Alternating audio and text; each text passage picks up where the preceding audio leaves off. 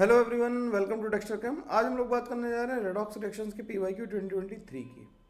2021, 2022 और 2023 के मूल कॉन्सेप्ट के सारे क्वेश्चन डिस्कस्ड हैं। रेडॉक्स रिएक्शन भी 2022 का डिस्कस्ड है, तो हम लोग 2023 का डिस्कशन पे आ गए हैं। ठीक है, लगभग 20 क्वेश्चंस आए थे, तो उन पे हम सब लोगों पे डिटेल डिस्कशन करेंगे। यार, रेडॉक्स रिएक्शन या किसी भी चैप्टर के पीवाईक्यू देखने का मतलब ये होता है कि तुमने घर पे अटेम्प्ट किए हैं। इनसे देख देख के अपने आप सीखा नहीं जा सकता। पहले घर पे अटेम्प्ट करो, थोड़ी लड़ाई लड़ो सवाल के साथ, जब आ जाएगा तभी ये सवाल लग पाएंगे, है ना। तो सवाल का इंटरप्रिटेशन तुम्हें खुद करना होगा। मैं बोलता जाता हूँ, थोड़ा स्पीड कम कर लूँगा तुम्हारे फीडबैक के हिसाब से, ठीक है, वो भी कर लेंगे, लेकिन फिर भी तुम्हें अपने आप करना पड़ेगा। अगले आने वाला जो चैप्टर होगा वो होगा हाइड्रोकार्ब हेलो एल्केन्स और हेलो एरिन्स, उसके हम लोग पीवाईक्यूज कर रहे होंगे डायरेक्टली। रिवीजन सीरीज में थ्योरी वाले लेक्चर सब थोड़ा सा रुक के आएंगे यार, अभी से शायद 2 दिन का ब्रेक रहेगा, है ना, तो उसके बाद आएंगे। तो जब तक पीवाईक्यूज एंजॉय करो, है ना, फिर उसके बाद रिवीजन सीरीज शुरू करेंगे आगे 26 के बाद।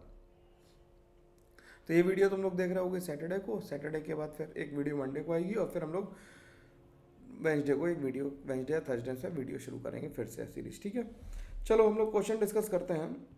तो हम लोगों को नोट्स वगैरह सब कुछ कहाँ पे मिल रहे हैं? हम लोगों को पूरी चेकलिस्ट बनी हुई है, प्लेलिस्ट बनी हुई है, वहाँ पर रिवीजन वीडियोस पे क्लिक करके या पीवाईक्यूज पे जाके हम लोग पीवाईक्यू सारे डाउनलोड कर लेंगे texturcam.in पे जाके, और वहाँ से सब कुछ मिल जाएगा। टेस्ट जो लोग देना शुरू कर चुके हैं उन्होंने अच्छा किया, और उन्होंने अगर मेरी बात मानी है तो इम्प्रूवमेंट उन्हें फील हो रहा होगा। और जिन्होंने नहीं दिए हैं वो वही टेस्ट देना शुरू करो, टेस्ट दिए बिना कोई काम नहीं चलेगा। क्वेश्चन नंबर 1 पे आ जाते हैं डिस्कशन के।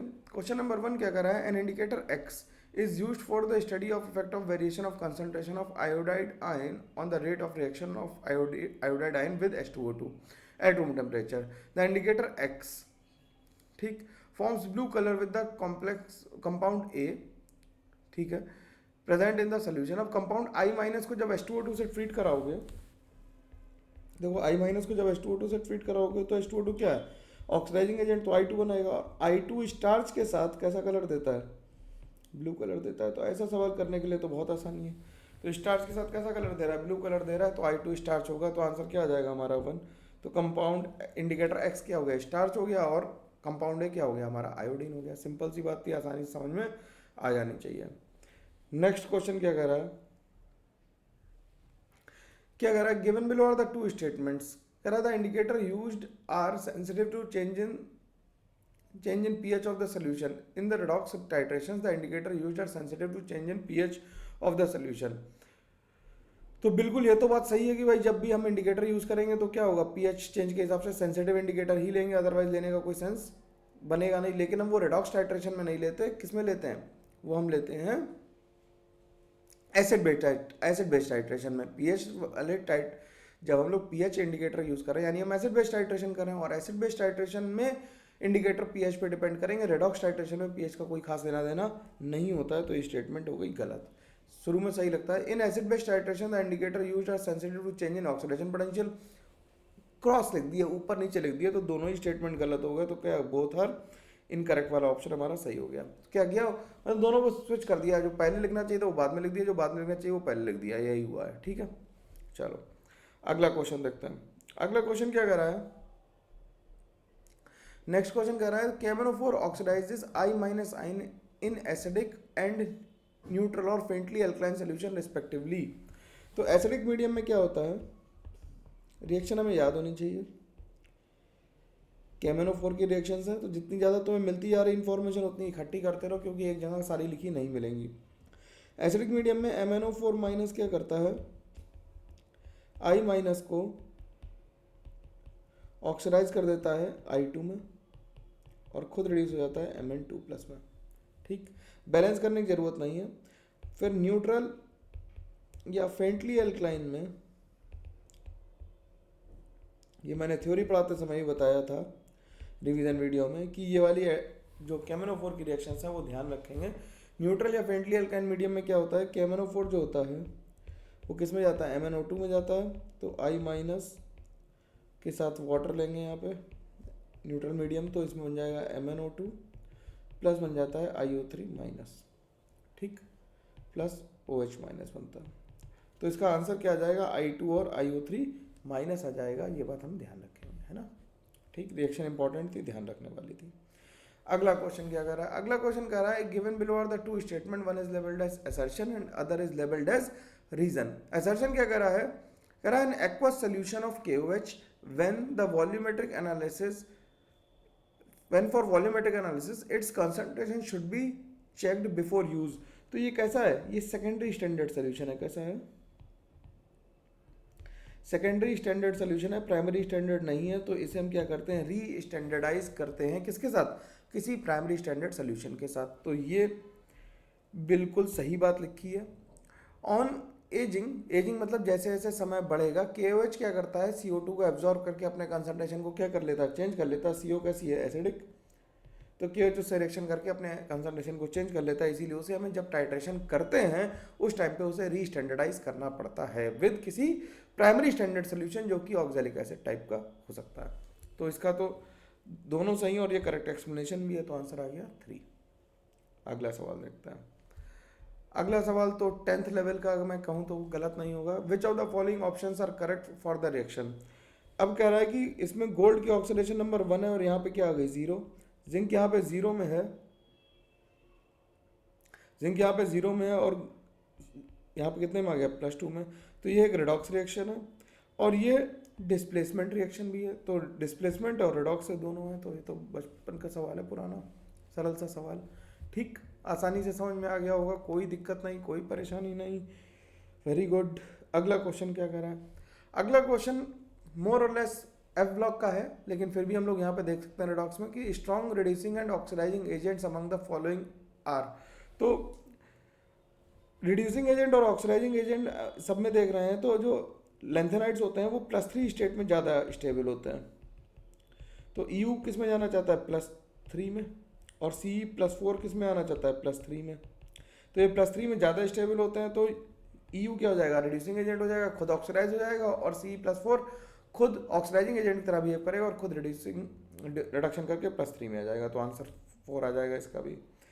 अगला क्वेश्चन क्या करा है during the reaction of permanganate ion with thiosulphate the change in oxidation state of manganese occurs by 3, identify the following medium which the favours the reaction. अब क्या कह रहा है कि MnO4 में जो चेंज आ रहा है वो MnO2 में जा रहा है। तो MnO2 में किस में जाता है, न्यूट्रल मीडियम में, किस में जाता है ये भाई, ऐसे क्वेश्चन में तो बस तुम्हें ये पता होना चाहिए किस में जाता है, तो न्यूट्रल मीडियम में जाएगा ये। तो ये न्यूट्रल मीडियम में किस में गया, +7 से +4 में गया, चेंज कितना आ गया, फैक्टर 3 आ गया।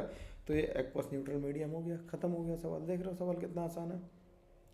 अगला सवाल क्या कह रहा है, अगला सवाल कह रहा है the volume of 0.202 molar aqueous HBr required to neutralize 10 ml of 0.1 molar BaOH hold wise. तो ये तो बिल्कुल एसिड बेस्ड टाइट्रेशन का क्वेश्चन है। तो N1V1 इज इक्वल टू क्या कर देंगे, N2V2 कर देंगे। N1 कितना दिया हुआ है, HBr के लिए N फैक्टर हो जाएगा 1, मोलैरिटी है 0.02, वॉल्यूम हमें निकालना है, 10 ml हमें वॉल्यूम दे रखा है, 0.01 मोलर हमें सोल्यूशन दे रखा है, और बेरियम हाइड्रोक्साइड का N फैक्टर हो जाएगा 2। तो ये तो पूरा इससे कैंसिल हो गया, तो वॉल्यूम की वैल्यू आ गई 10 ml। खत्म हुआ सवाल। अगला देखते हैं। अगला क्या कर रहा है, twice IO3 minus plus XI minus plus 12H plus give 6I2 plus 6H2, ठीक, ये रिएक्शन दे रखी है हमें, ठीक। तो इसके एन फैक्टर से अगर हम बैलेंस कर दें इसे, ये 6H2O होगा यार, ये मिसप्रिंट है यहाँ पे, 6H2O कर देना, ठीक। तो अगर हम इसे देखो, इसे बैलेंस करते हैं तो वैल्यू ऑफ x निकालनी है। तो ये क्या हो गया, ये +5 से कहाँ गया 0, और ये -1 से कहाँ गया 0, ठीक। तो इसके लिए कितने i के, 2i के लिए एन फैक्टर कितना आ रहा है भाई, हमें इसकी वैल्यू निकालनी है। तो ऐसे निकाल लो, चाहे बैलेंस कर लो रिएक्शन, तो ऐसे लिख दो twice IO3 minus gives I2, और मतलब अगर तुम इसे बैलेंस ही कर दो सीधे सीधे रिएक्शन को, तो ज़्यादा दिमाग नहीं खर्च होएगा तुम्हारा। 2 यहाँ होगा तो यहाँ पे 10 ही आएंगे सीधे, ऐसे लिख दो कि देखो भाई twice IO3 minus plus I minus था प्लस 12H प्लस था, गिव 6H2O था और 6I2 था। तो सब कुछ बैलेंस था, केवल हमें क्या बैलेंस करना था, आयोडीन। तो यहाँ पे 10 आयोडीन कर देंगे, बैलेंस हो जाएगी रिएक्शन। सिंपल है, ज़्यादा मुश्किल नहीं, ठीक, हो पाएगा। अगला सवाल क्या कह रहा है, अगला सवाल कह रहा है the number of electrons involve in the reduction of permanganate to manganese dioxide in the acidic medium, कितने आ रहे हैं,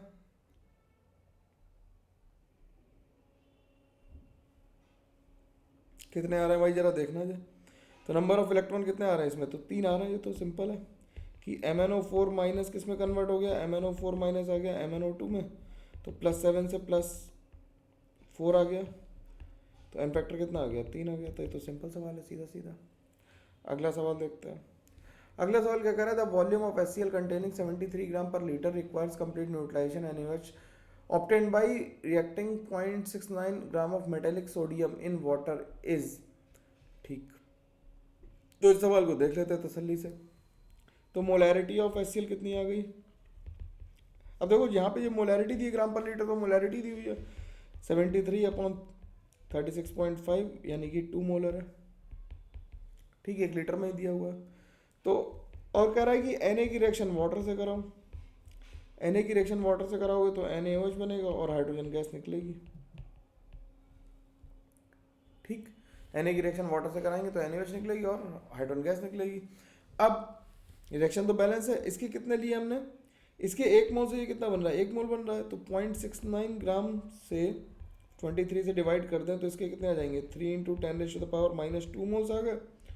तो इसके ही बनेंगे कितने, 3 × 10⁻⁻² मोल्स इसके ही बनेंगे। तो N1V1 = N2V2 कर दें। टाइट्रेशन ही तो करना, आपस में मिलाना ही तो है, कंप्लीटली न्यूट्रलाइज कर रहे हैं। तो इसके कितने हो गए, 2 × वॉल्यूम V हो गया, इसके मोल्स कितने हो गए, 3 × 10⁻⁻² × 1000। ठीक, तो वॉल्यूम कितना आ गया, वॉल्यूम आ गया कितना, 2 जीरो से 2 जीरो गए, तो ये आ गया 30/2 यानी कि 15 ml आ गया वॉल्यूम। खत्म हो गया सवाल, तो 15 ml आंसर हो गया। ठीक, अगले सवाल पे चलते हैं भाई। क्या कह रहा है, the density of a mono basic strong acid जिसका मोलर मास है 22.4 ग्राम पर mole is 1.12 kg per liter. The volume of the solution required for completely neutralizing 25 ml of 0.424 molar NaOH is। ठीक, तो मास ऑफ एसिड हमें कितना दिया हुआ है, मास ऑफ एसिड आ जाएगा कितना, 1.2 ग्राम इंटू 1000 इन 1 लीटर, यानी आ गया 1210 ग्राम्स इन 1 लीटर। तो मोल्स कितने आ गए, जो मोल्स आएंगे वही मोलैरिटी के बराबर हो जाएंगे, will be equals to 1210 divide by 24.2।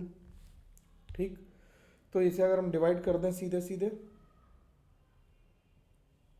इसे हम अगर डिवाइड कर दें तो यहाँ से 2 डेसिमल हटाए तो ठीक है, तो ये आ गया कितना, यहाँ से 1 0 आ जाएगा, तो ये कितना आ जाएगा, इसे हम 5 बार डिवाइड कर दें, ये आ जाएगा सीधे 5 बार जाएगा 210, तो 50 आ जाएगा। तो इसकी मोलैरिटी आ गई 50 मोलर। अब 50 मोलर आ गई तो M1V1 = N2V2, N1V1 = क्या हो जाएगा, N2V2।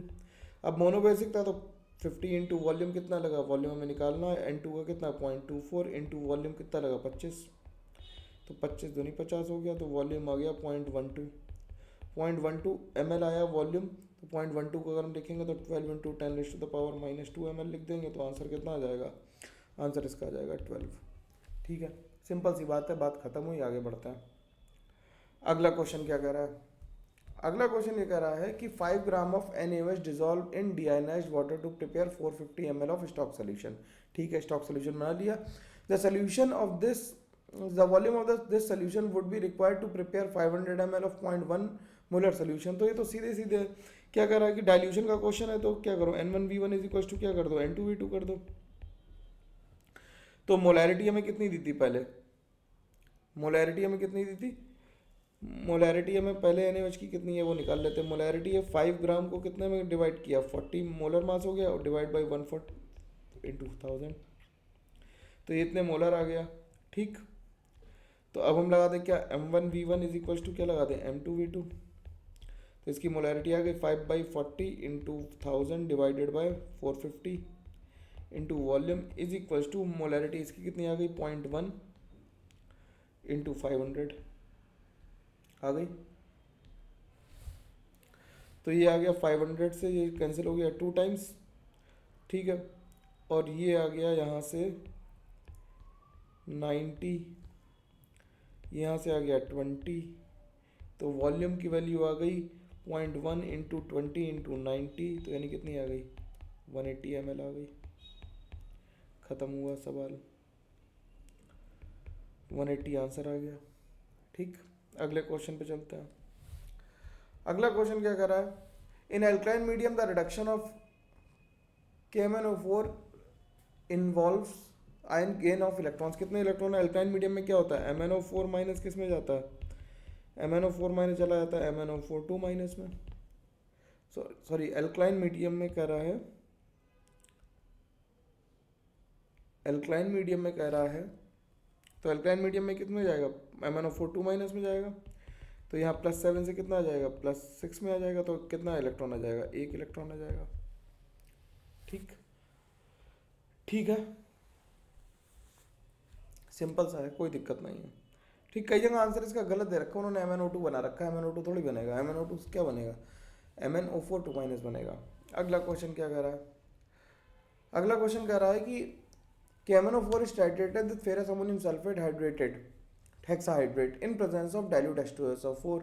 The number of water molecules produced by 2 moles of KMnO4 is, तो इसकी तो रिएक्शन यार बैलेंस करके लिख दे सीधे, तो twice KMnO4 plus 8 H2SO4 plus 10 FeSO4 dot ammonium sulphate dot 6 H2O. This will give you 5 Fe2SO4 whole thrice plus twice MnSO4 plus 10 ammonium sulphate वो तो कुछ छेड़ेगा नहीं, प्लस K2SO4 प्लस 68 H2O। तो 2 मोल से कितने बन रहे हैं, 68 वाटर बन रहा है। ठीक, बैलेंस है रिएक्शन। ठीक भाई, 60 तो यही हो गए और बाकी इससे बने होंगे। ठीक है, अगले सवाल को देखते हैं। नेक्स्ट क्वेश्चन क्या कह रहा है, नेक्स्ट क्वेश्चन कह रहा है 20 ml of calcium hydroxide was consume when it is wash reacted with 10 ml of unknown acid unknown solution of H2SO4। ठीक है, also 20 ml of standard solution of HCl containing 2 drops of phenolphthalein was titrated with calcium hydroxide. The mixture showed pink color burette and displays reading this. ठीक है, तो जब मिलीक्वेंट्स 0.5 20 ml इसके लिए गए, also 20 ml of standard solution of 0.5 molar containing phenolphthalein indicator के साथ दिए गए कैल्शियम हाइड्रोक्साइड, तो उसकी रीडिंग कितनी आई, 35.5 आई। ठीक, तो मिलीक्वेंट्स ऑफ कैल्शियम हाइड्रोक्साइड कितने आ गए, will be equivalent to milliequivalents of HCl। तो ये 20 इंटू 0.5 यानी कि कितने आ गए, 10 मिलीक्वेंट्स आ गए। ठीक, 10 मिलीक्वेंट्स आ गए। ठीक, अब मोलैरिटी कितनी आ गई, मोलैरिटी कितनी आ गई, मोलैरिटी कैसे देखेंगे,